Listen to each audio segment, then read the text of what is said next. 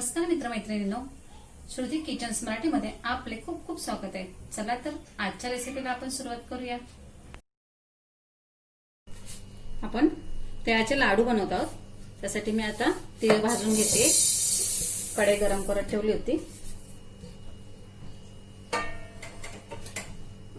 आता आपण मीडियम गॅसवरती चांगले गरम भाजून घेऊया।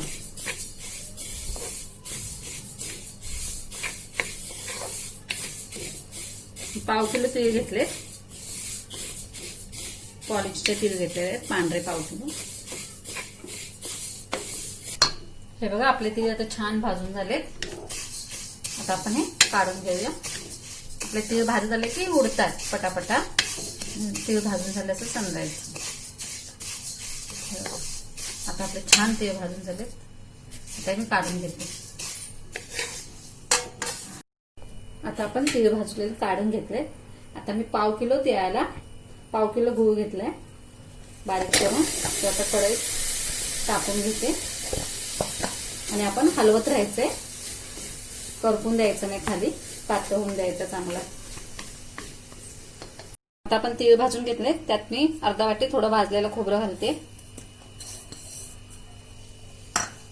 पाव किलो तिळाला पाव किलो शेंगदाणे घेतलेत, भाजून मी अर्धे भाग करून घेतलेले आहेत। आणि 1 चम्मच वेलची पावडर घालते। हे सगळं आपल्याला मिक्स करून घ्यायचंय। आणि तिकडे पाक करतोय आपण, तो पाक झाला की आपण हे सगळं मिश्रण त्यात घालायचंय।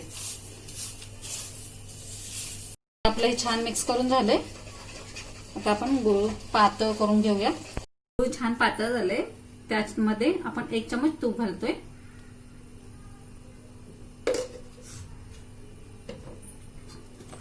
मिक्स करून घ्यायचंय।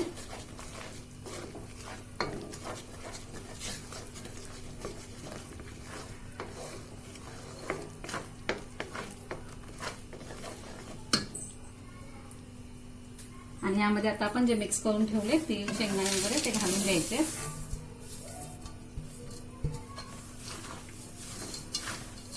छान असं मिक्स करून घ्यायचंय पाकामध्ये।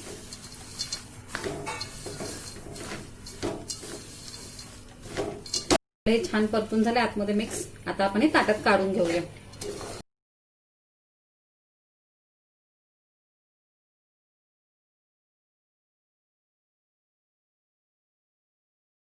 पटापट छोटे छोटे आपल्याला हवे त्या साईज मध्ये लाडू वळून घ्यायचे। मी ह्या साईज मध्ये वळते, तुम्हाला हवे तसे लहान मोठे तुम्ही करू शकता।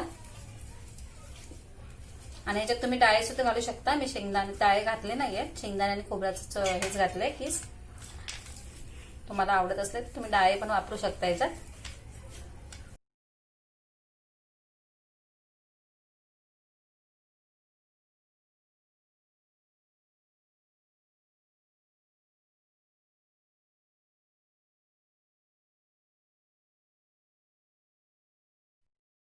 आपले तिळाचे लाडू बनवून तयार आहे। हे खूप खुसखुशीत झाले आहे।